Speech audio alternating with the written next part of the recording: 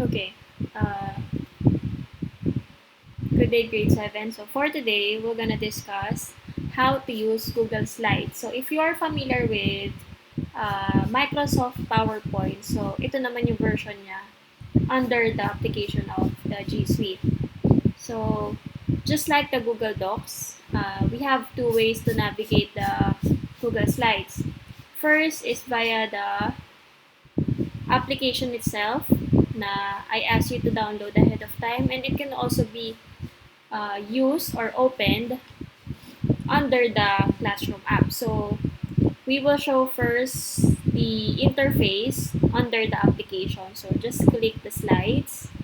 That's the application. So this is how it looks like. Again, make sure na kayo yung naka-online or yung account niyo sa Gmail. So yeah, this is how it looks like. So same with the Word or the Docs. Dito nyo makikita yung mga files nyo na pwede nyo i-access kahit saan gadget as long as naka-login yung account nyo. Okay? So, para mag-create ng new document from scratch from the app itself, just click the plus sign here. There. So, again, you can choose template. So, ito yung pwede nyong guide. Pwede nyong gamiting format. So, here, for example, gagawa kayo ng report nyo. By the way, this slides is used, for example, you want to present something, kailangan nyo mag-report, and ginagamit siya para ipakita yung mga lessons, yung mga discussions, makita natin yung mga topic. So, nagagamit nyo to, for example, yun nga, you are assigned to make something na kailangan nyo i-present sa harap ng klase. It can be by group or individual. Pero ito yung creative way para ma-present nyo yun. So, ayan. Ito yung mga pang student yan for project, kailangan yung gumawa ng project. So ito, yan. Kailangan nyo lang siyang i-edit. Lagay dito yung title. Yan, your name. Sino magre-report, details. Just like that. Yan. Edit nyo lang. Pwede kayong maglagay ng picture. You can also insert videos in here para mas cake. So, kung mapapansin nyo yung mga teacher nyo, familiar na kayo na gumagamit sila nito every time na nag-discuss sila. So, you can also make your own. You can change the color, you can change the picture, however you want it. So, paano tayo nagpe-present gamit dito? So, you will just click the play sign, itong play sign sa taas yan. So, present on this device.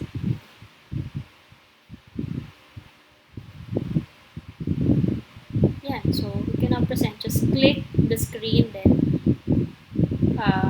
papakita na yung mga ginawa yung words. There. So, yun yung purpose ng slides. Okay, so in here, turo ko naman kung paano gumawa ng sarili. First, click the plus sign, then click new presentation.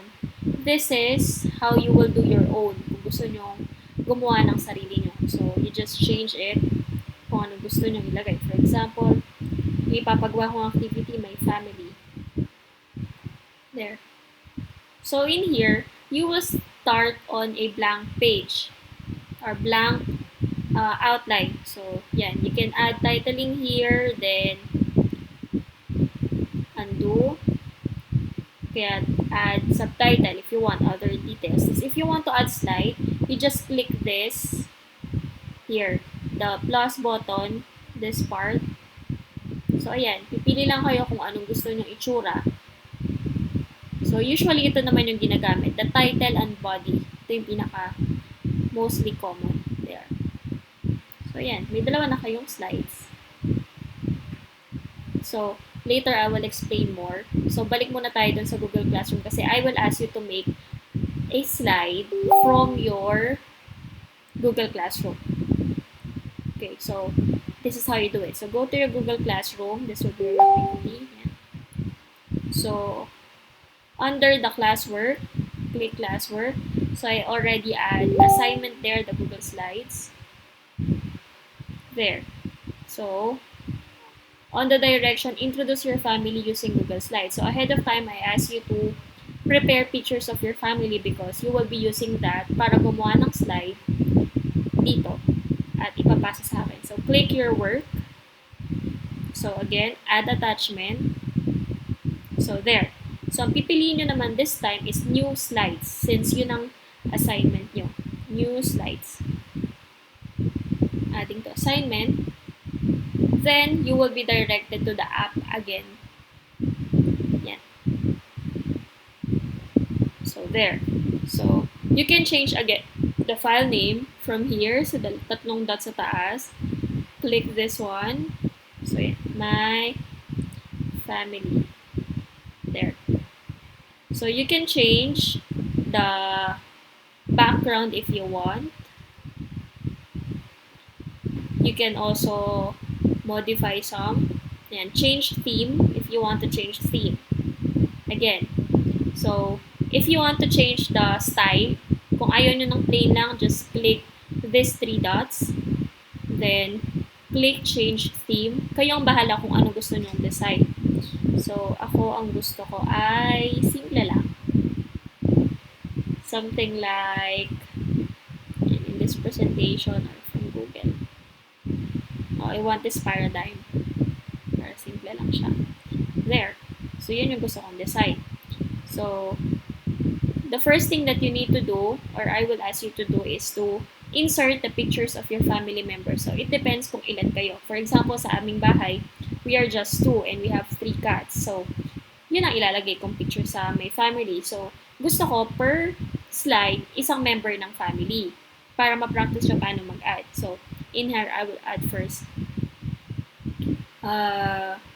my family. Then, we are the Villarico family. Here. So, you can change it there. Pwede nyo i-change yung laki. Gusto nyo, yan. Para medyo mas maganda siyang tignan. Pwede nyo ring lakihan. Just click the A sa taas. A. Yan. So, pwede nyo nang baguhin yung font style. Pwede nyo ring baguhin kung gano'ng kalaki. So, lalakihan ko siya. Yan. Gawa ko siyang 45. Pwede nyo ring baguhin yung color. Yan. Pwede rin ganyan. Pwede ganyan.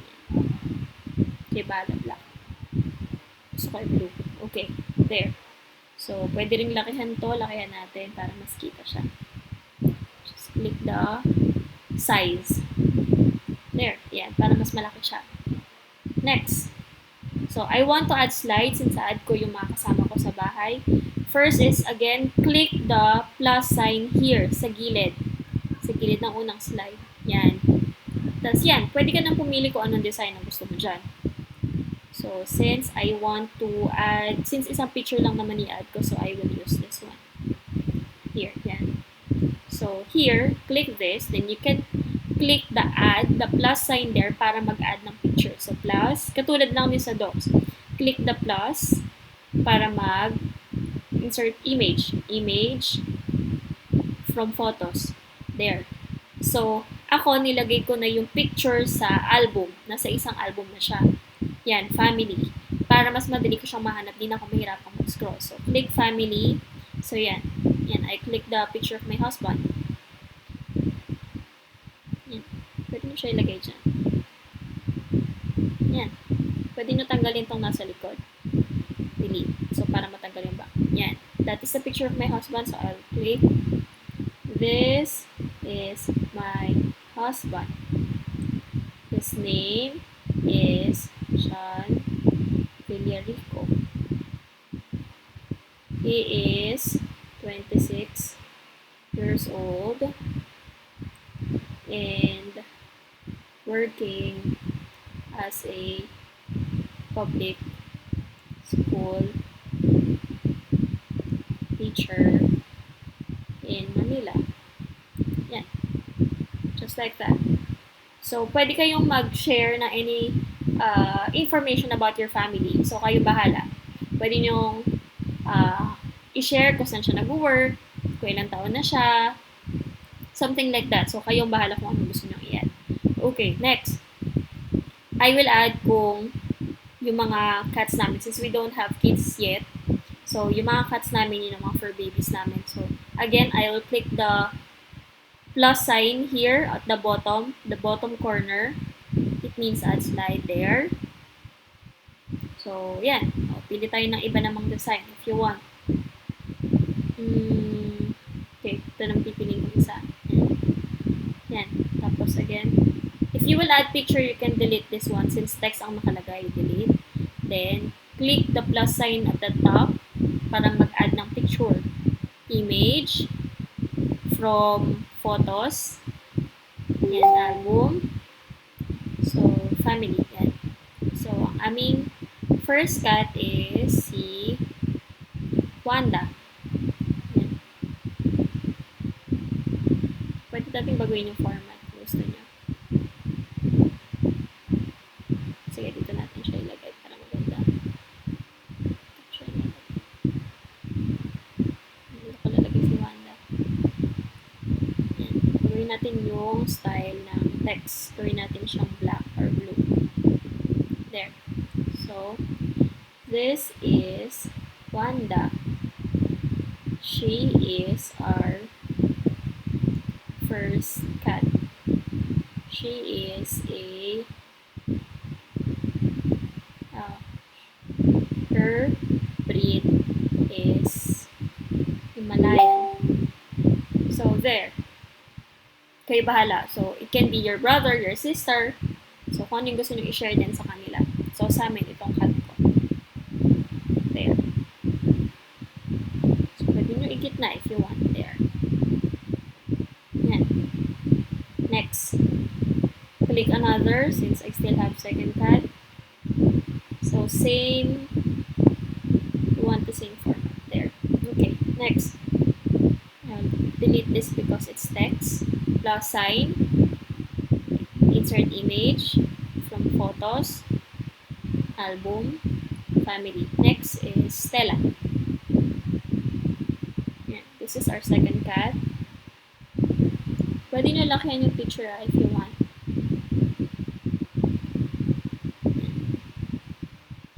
This is Stella. Our second cat. She is a Persian cat. There.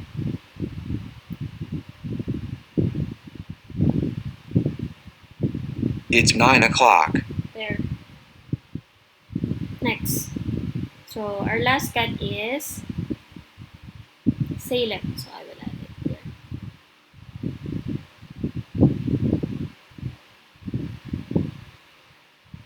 Okay. Plus, image, photos.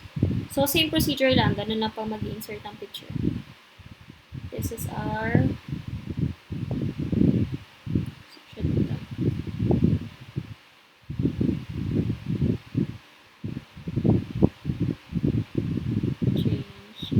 color of the text kasi siya kita. This is Salem. This is Salem.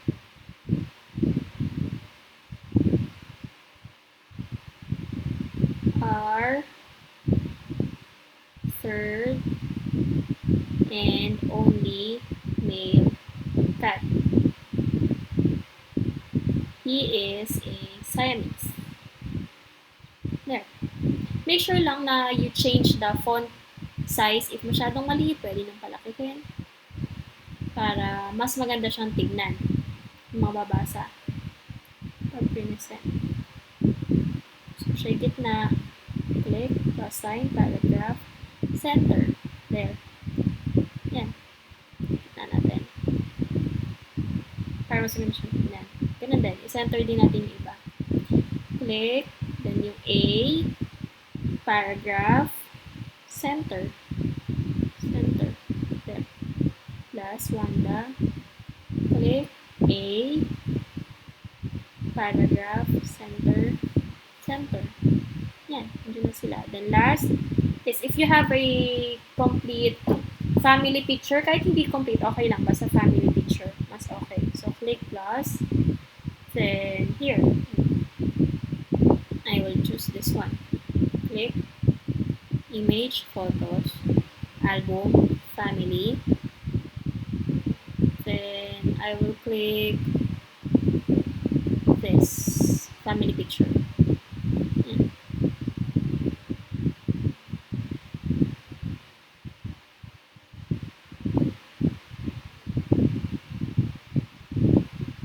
You can crop. Let's try to crop. Ito natin.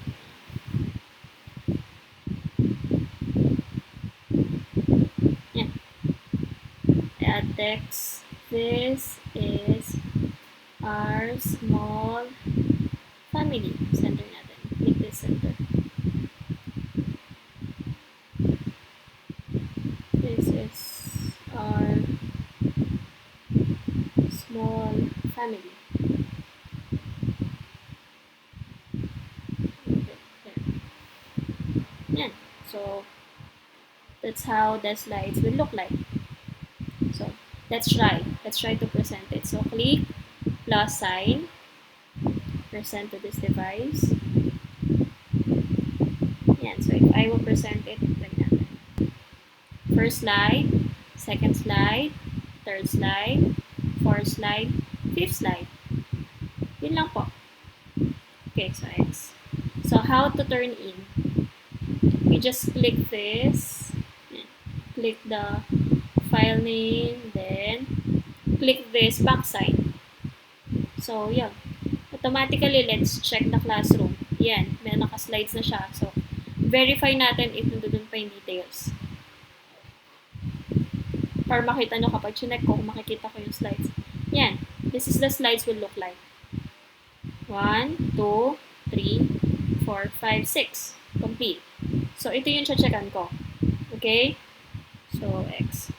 So, don't forget to click turn in. Then, wait for it. So, yan, submit. And you're done.